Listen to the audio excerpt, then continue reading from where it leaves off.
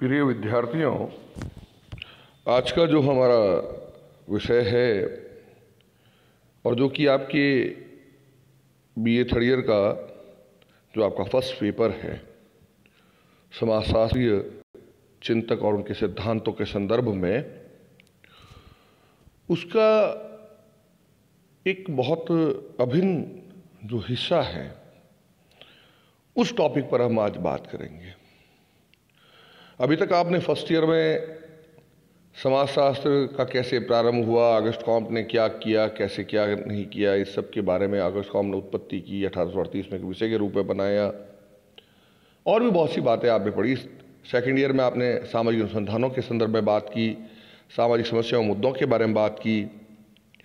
आज हम जो बात कर रहे हैं, ये एक ऐसा टॉपिक है, ये आपको एक प्रारंभिक जानकारी है। आप इस तरह से समझ लीजिए कि अगर आप समाजशास्त्र के विद्यार्थी के रूप में अपने आप को स्थापित कर रहे हैं और अगर आप इसमें आगे बढ़ना चाहते हैं समाजशास्त्र के क्षेत्र में ही, तो उसकी एक प्रारंभिक जो आपका बिंदु है, स्थान जो है, स्टेप है, वो आपका ये पेपर है, थर्ड ईयर का पेपर है।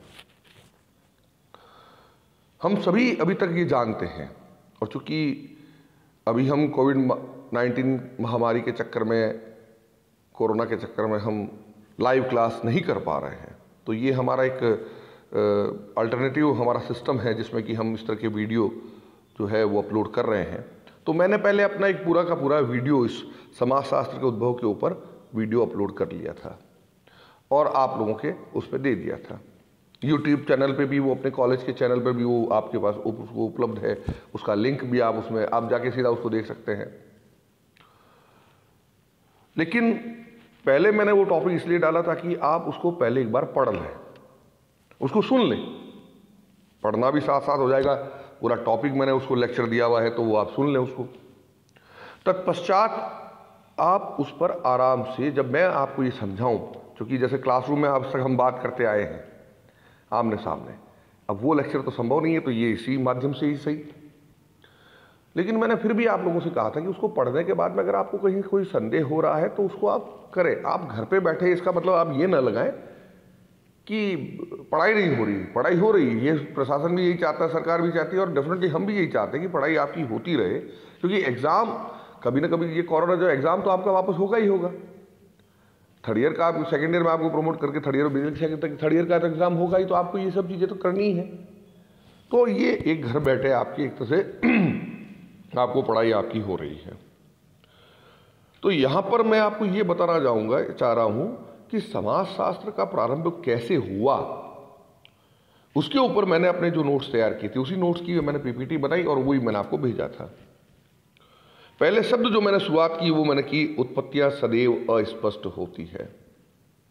आप सभी मेरे पुराने विद्यार्थी हैं, मुझे जानते हैं। मैंने हमेशा ये कहा कि जब भी मैं लेक्चर देता हूं, हमेशा मेरा लेक्चर एक जैसा नहीं होगा। जब मैंने वो रिकॉर्ड पहले किया तब मेरा लेक्चर अलग तरह से होगा, आज मैं जब बात कर रहा हूं तो मेरा लेक्चर अलग होगा, और अगली बार जब बात करूंगा तो लेक्चर अलग होगा। लेकिन मेन थीम जो है मोटा मोटी वो इसीलिए ये आपके सामने आ रहा है। उत्पत्तियां सदैव अस्पष्ट होती है, इस वाक्य से मैंने अपने लेक्चर इस चीज को समझाने का प्रारंभ किया है। क्योंकि जब हम किसी की उत्पत्ति की बात करते हैं, समाजशास्त्र का प्रारंभ कैसे हुआ, औपचारिक रूप से हम सबको पता 1838 में अगस्त कॉम्ट ने इसकी नींव रखी थी। लेकिन क्या 1838 से पहले समाजशास्त्र पढ़ाया नहीं जाता था क्या, या सामाजिक घटनाओं का अध्ययन नहीं होता था क्या? ऐसा तो संभव नहीं है। क्योंकि अगर हम अपने भारत की ही बात करें तो रामायण को उठाकर देखिए, महाभारत को उठाकर देखिए, जो हमारे महान महाकाव्य हैं। इसके अलावा और बहुत से वेद, पुराण, उपनिषद इत्यादि जो है, इन सब में अगर आप देखें, या जो लोक कथाएं हैं, किताबें हैं, उनको आप उठाकर देखें, या उस वक्त की जो चीज़ें हैं उनको आप उठाकर देखें, तो उन सब में आपको कहीं ना कहीं सामाजिक घटनाओं का संपूर्ण वर्णन आपको देखने को मिलेगा। फर्क केवल इतना सा है कि एक समाजशास्त्रीय ढंग से या एक विशेष पद्धति के माध्यम से उसका अध्ययन प्रारंभ नहीं किया गया था। और ये केवल भारत में ही नहीं हुआ, ये सभी विश्व में सभी जगहों पर था। केवल भारत में ही समाजशास्त्र के सामाजिक घटनाओं का अध्ययन नहीं होता था, दूसरी जगहों पर भी होता था। मिस्र में हुआ, यूनान में हुआ, जितनी भी प्राचीन संस्कृतियां रही हैं वहां पर अन्य विषयों के साथ में सामाजिक घटनाओं का भी अध्ययन किया जाता रहा है। लेकिन ये सामाजिक घटनाओं का जो अध्ययन हुआ है, ये अध्ययन हुआ है किसके आधार पर? सबसे बड़ा इसका आधार है कि इसमें अन्य घटनाओं के साथ में जोड़कर उन सामाजिक घटनाओं का अध्ययन किया। कहीं पर भी ये नहीं किया गया कि ये घटनाएं जो हैं वो एक प्रकार से अब जो है इसमें सामाजिक एक समस्याओं को सुलझाने में या उस मुद्दे के आधार पर उसको एक व्यवस्थित विषय के रूप में नहीं रखा गया था, लेकिन फिर भी सामाजिक घटनाओं पर लोग अध्ययन करते थे, उनके ऊपर चर्चाएं होती थी, औपचारिक तौर पर नहीं तो दूसरी तरीके से होती थी, अनौपचारिक तौर पर होती थी। तो इसलिए हमने कहा कि ये जो चीज़ें हैं, क्योंकि हमारे पास में ऑथेंटिक रूप से किसी प्रकार का कोई ग्रंथ नहीं है 1838 से पहले तक, इसलिए हमने कहा कि भाई चूंकि उत्पत्तियां सदैव अस्पष्ट होती है तो हम सामाजिक घटनाओं को जो है उसके भूतकाल में उसमें ढूंढते हैं, इतिहास में ढूंढते हैं, तो हम उसमें कयास लगा सकते हैं अपने तर्क के आधार पर या पुरानी पुस्तकों के आधार पर हम समझा सकते हैं। अब यहाँ पर चूंकि हम भारत में समाजशास्त्र के विकास की बात नहीं कर रहे हैं केवल, इसलिए हमने पूरे परिदृश्य को लेते हुए बात की है। और पहली जो लाइन आ रही है, जो पहला वो ये आ रहा है कि सामाजिक घटनाएं आकस्मिक न होकर क्रमबद्ध एवं व्यवस्थित प्रक्रियाओं का परिणाम होती है। दो बातें हो गई, एक उत्पत्तियां सदैव अस्पष्ट होती है, दूसरा सामाजिक घटनाएं आकस्मिक न होकर क्रमबद्ध एवं व्यवस्थित प्रक्रियाओं का परिणाम होती है। और इन दोनों ही कथनों को सोचकर ही, इनको ही समझकर ही समाजशास्त्र का आरंभ जो है चिंतन के एक निरंतर प्रवाह के रूप में, जैसे नदी लगातार बहती रहती है उसी प्रकार से चिंतन के एक निरंतर प्रवाह के भाग के रूप में विश्लेषित किया जा सकता है। अभी थोड़े दिन पहले जब मैंने ये वीडियो डाला था तो वैभव ने प्रश्न पूछा था, मेरे को व्हाट्सएप पे कि सर ये हम उसको अलग अलग भागों में बांट सकते हैं क्या, धर्म के आधार पर बांट सकते हैं, दर्शन के आधार पर बांट सकते हैं, या हम इसको वैज्ञानिक तौर पर उसको उस तरह से अलग अलग रूपों में बांट सकते हैं क्या। हमारे उसमें सिलेबस में कॉम्ट के 3 स्टेजेस का नियम, त्रिस्तरीय नियम है नहीं अभी सिलेबस में, लेकिन अगर हम कॉम्ट की उस पुस्तक को देखें या कॉम्ट के उस विचारों को देखें विभिन्न अगस्त कॉम्ट के, तो उसमें त्रिस्तरीय नियम भी आएगा। आप लोगों को शायद ये याद हो कि मैंने एक बार एक उदाहरण भी दिया था पिछली कुछ कक्षाओं में शायद कभी, और नहीं है तो अब आज इसको ले लीजिए कि पहले जब प्रारंभिक काल में मानव जब किसी बात की खोज करता था, सत्य का ज्ञान प्राप्त करने की खोज करता था, तो उसमें वो धर्म का आधार लेता था, क्योंकि उसको कोई चीज़ समझ में नहीं आती और आदमी की सबसे बड़ी खासियत होती है कि वो क्यों है, क्या है, इसको जानने का प्रयास करता है। तो धार्मिक आधार पर उसकी व्याख्या करता था, उस किसी अलौकिक शक्ति के आधार पर उसकी व्याख्या करता था कि भगवान की इच्छा होती है, जैसा होता है, या जो भी वो अपने हिसाब से उस आध्यात्मिक शक्ति को पुकारता होगा उसके आधार पर। लेकिन बाद में धीरे धीरे उसमें दर्शन आने लगा कि जो जिया है वो कभी न कभी मरेगा ही। और आज वर्तमान में जब किसी आदमी की मृत्यु होती है तो डॉक्टरी सर्टिफिकेट होना जरूरी है, और वो डॉक्टर सर्टिफाइड करता है कि ये डेथ इस वजह से हुई है। तो अब हम वैज्ञानिक स्तर पर आ गए।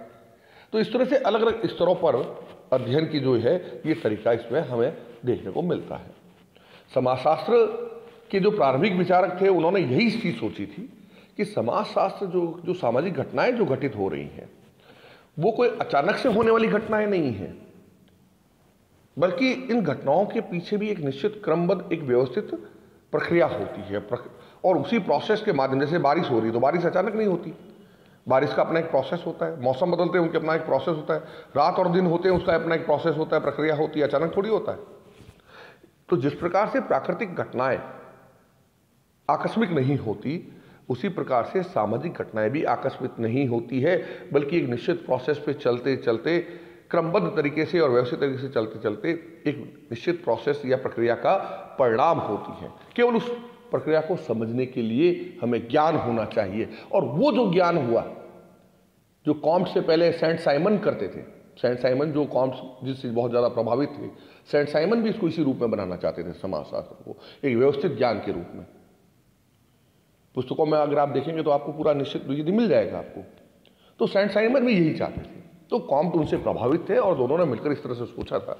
और कॉम्ट चाहते थे कि इसको सामाजिक घटनाओं को भी बिल्कुल व्यवस्थित और क्रमबद्ध तरीके से, जैसे अन्य विज्ञानों की खोज की जाती है, क्योंकि इसमें हमारे सिलेबस में पुनर्जागरण भी आएगा, फ्रांस की क्रांति भी आएगी। अब आप सोचेंगे सर फ्रांस की क्रांति और पुनर्जागरण का समाजशास्त्र क्या संबंध है, ये तो इतिहास के विषय के अंतर्गत आते हैं।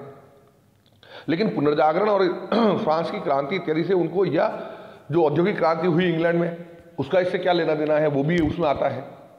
तो उसका मतलब यह है कि उस दौरान जो समय, जबकि समाजशास्त्र को एक अलग विषय के रूप में रखा जा रहा था, और इसके तीसरे चरण में मैं बात करूंगा तब वो टॉपिक फिर से आएगा, ये बातें फिर से आएगी, उसमें समय ऐसा बदल गया कि लोगों की सोच बदल गई।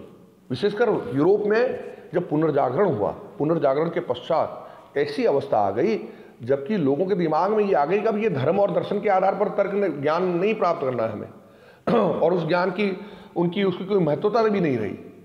उस वक्त विज्ञान एक नया चीज आ रही थी जिसमें क्रमबद्ध तरीके से टू द पॉइंट बात की जाती थी, एकदम सटीक उत्तर निकले रहे थे। औद्योगिक क्रांति के फलस्वरूप भाप के आविष्कार, भाप के इंजन का आविष्कार हुआ, बिजली का आविष्कार हुआ और भी बहुत सी चीजें हुई। तो एक विज्ञान, एक नई चीज सामने आ रही थी। लोगों को लगा अगर विज्ञान के आधार पर कोई बात कर रहा है तो ये ठीक है, ये बात में दम है।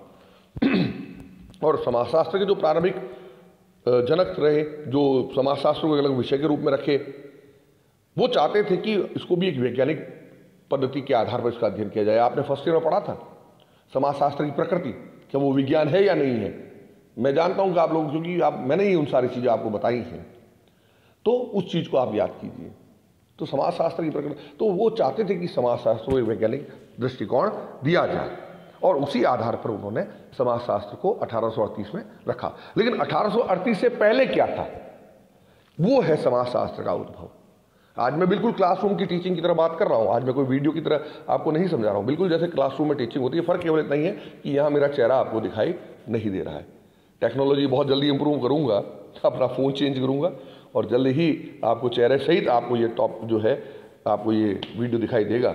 पर उसमें MB ज़्यादा लग जाती है, तो कई बार हो सकता है मैं इसी तरह से वीडियो करूं, पर आप इसको इंटरेस्ट लें इसमें, और न केवल इंटरेस्ट अपनी पढ़ाई करें, बल्कि जो प्रश्न आपके दिमाग में, मजा तब आएगा जब आप अपने प्रश्न मुझे देंगे, तब मुझे पता चलेगा कि आपने कितना पढ़ा है, कितना सुना है इसको।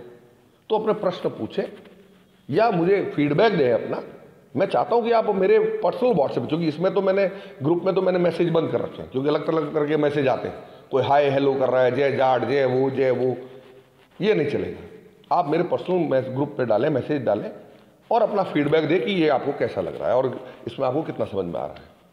तो अब हम समाजशास्त्र के उद्भव के, तो हमने केवल अध्ययन के किताबों में भी आपको दिखाई देगा, और यही है कि हमने अध्ययन के सुविधा के दृष्टिकोण से उसको अलग अलग चरणों में बांटा है। किताबों में भी इसीलिए अलग से चरणों में बांटा है। बाकी कोई स्पष्ट इसकी कोई चरण रेखा नहीं है कहीं पर लिखी हुई है कि साहब ये यहाँ तक ये हुआ, यहाँ तक ये हुआ, इस तरह से नहीं। केवल जो प्रारंभिक घटनाओं का लोगों ने अध्ययन किया, समाज वैज्ञानिकों ने अलग अलग समाजों में, उस घटनाक्रम के आधार पर, उनकी सोच के आधार पर जो बदलाव आए, उसके आधार पर उन्होंने उसको चरण माना है। तो इस रूप में हम समाजशास्त्र के उद्भव का प्राथमिक चरण पर बात करते हैं। और जैसा कि इसमें लिखा है मैंने स्पष्ट तौर पर कि प्राचीन काल से ही ग्रीस, रोम, भारत, चीन व अरब देशों में सामाजिक घटनाओं का अध्ययन अनेकों स्वरूपों में होता रहा है और इसके ठोस प्रमाण भी उपलब्ध हैं। इसी प्रकार पश्चिमी समाज में समाज संबंधी अध्ययनों का प्रारंभ यूनानी विचारकों से हुआ। जहां तक उनकी जानकारी रही, जहां तक उनके पास में तथ्य उपलब्ध रहे, तो उन्होंने कहा भाई यूनानी विचारकों से इसका प्रारंभ हुआ है। हालांकि दूसरी जगहों पर भी हुआ होगा, ऐसा नहीं केवल वहीं हुआ होगा, और भी जगहों पर, लेकिन जो तथ्यात्मक उनके पास में आंकड़े उपलब्ध थे उस आधार पर वो बात करते हैं। और यहां पर वो उदाहरण देते हैं प्लेटो की पुस्तक रिपब्लिक, क्योंकि प्लेटो का जो काल है वो है 427 से 347 ईसा पूर्व। मैंने आपको पहले भी अपनी क्लास में एक बार समझाया था।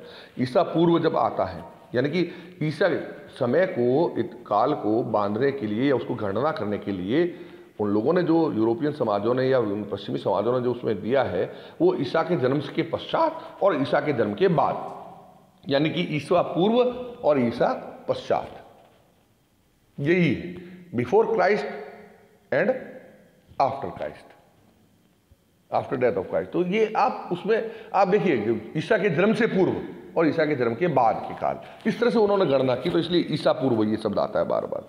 तो प्लेटो की पुस्तक जो है रिपब्लिक, और इसमें आप देखिए ईसा पूर्व में हमेशा ऊपर से नीचे की क्रम में सन देखे जाते हैं, यानी कि 427 से 347 ईसा पूर्व, तथा अरस्तु ने एथिक्स एंड पॉलिटिक्स जो 384 से 322 ईसा पूर्व में इन्होंने जो पुस्तकें लिखी, उन पुस्तकों में इन्होंने ये, मतलब ये तो उनका काल है, पुस्तकें इन्होंने अलग समय में लिखी है, ये उनका काल रहा है। इस काल के दौरान उन्होंने जो पुस्तकें लिखी उसमें सामाजिक घटनाओं के अध्ययन में या सामाजिक जीवन से संबंधित विभिन्न समस्याओं व घटनाओं का व्यवस्थित विवरण उन्होंने प्रस्तुत करने का प्रयास किया। हालांकि यहाँ पर हम कह सकते हैं कि इन सामाजिक घटनाओं का उन्होंने अध्ययन जो एक समाजशास्त्र, एक अलग विषय के रूप में तो उन्होंने नहीं किया था, लेकिन उन्होंने फिर भी सामाजिक घटनाओं का अध्ययन किया। यहाँ पर हम भारत की बात इसलिए नहीं कर रहे हैं क्योंकि भारत का टॉपिक बिल्कुल अलग आएगा। भारत में समाजशास्त्र का विकास जब आएगा तब हम भारत के संदर्भ में बात करेंगे। अभी हम भारत के संदर्भ में बात नहीं कर रहे हैं, अभी हम केवल विश्व परिदृश्य में जहाँ समाजशास्त्र की नींव कैसे पड़ी उसके ऊपर हम बात कर रहे हैं। तो सामाजिक जीवन से संबंधित प्लेटो और अरस्तु की जो पुस्तकें हैं उन पुस्तकों में, और आपको और कुछ नहीं करना है। ये जो मैंने आपको टॉपिक दिया और जिस तरह से मैंने ये पीपीटी तैयार की है, आप केवल इसको सही अक्षर उतार लें आपके उत्तर के लिए। हालांकि इसमें जहाँ ये जो बिंदु है ये आपके लिए समझ लीजिए ये आपके नोट्स है, आपको इसमें एक अक्षर भी ऊपर नीचे नहीं करना है। मेरी गारंटी है आपका ये प्रश्न बिल्कुल उत्तर आपका सही होगा। तो इस रूप में उन्होंने विभिन्न समस्याओं घटनाओं का विस्तृत विवरण प्रस्तुत किया था। पारिवारिक जीवन, स्त्रियों की स्थिति, रीति रिवाजों व परंपराओं का विस्तृत वर्णन किया। प्लेटो तथा अरस्तु के बाद सामाजिक अध्ययन के अध्ययन में समाजशास्त्र के विकास में लुक्रेशियस नामक एक विद्वान का नाम आता है, जो कि ईसा पूर्व 96 से 55 ईसा पूर्व इसमें उनका भी नाम आता है। साथ में Cicero, Marcus Aurelius, Saint Augustine आदि का भी उल्लेखनीय योगदान है। यानी कि अगर आप इस घटनाक्रम को पूरा देखें, इस चरण में इसको मैंने पूरा समराइज करके एक तरह से आपको पूरा एब्स्ट्रैक्ट दे दिया है। अब आपको अलग से कुछ लिखने की आवश्यकता नहीं है। आज तक आप लोगों को पता है मैं क्लास में नोट्स नहीं लिखाता था, केवल लेक्चर देता था और पॉइंट्स बता देता था। यहाँ पर मैंने आपको इस तरह से पूरे नोट्स उपलब्ध करा दिए हैं। आप इसी को पूरा का पूरा उत्तर को लिख लें और उसी आधार पर उसको समझ लें। अब समाजशास्त्र के उद्भव का जो द्वितीय चरण है उस पर मैं अगली बार लेक्चर दूंगा। आज के लिए काफ़ी है।